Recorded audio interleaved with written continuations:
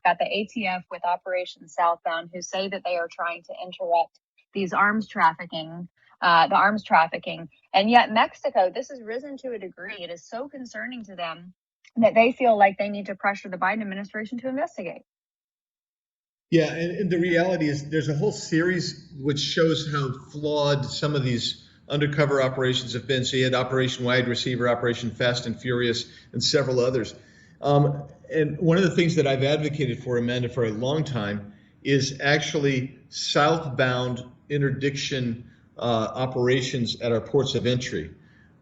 We see far more cross-border traffic going north, right? So between the ports of entry, including the areas where they're getting away, we see very few people going back.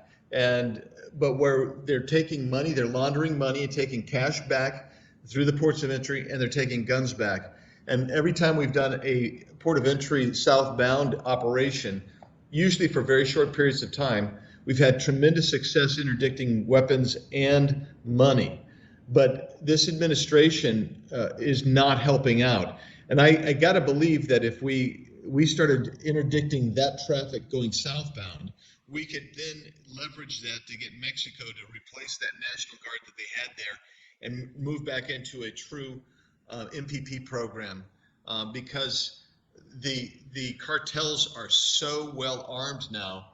And quite frankly, the report I had, and this is just going to be distributed as well, but we had this report about 6 weeks ago, is that, normally the corruption is that the government is taking bribes to protect the criminal. In this instance, however, in many cities or villages and towns of Mexico, you're actually seeing that the cartels control the government, and the government is having to pay protection money to the cartels.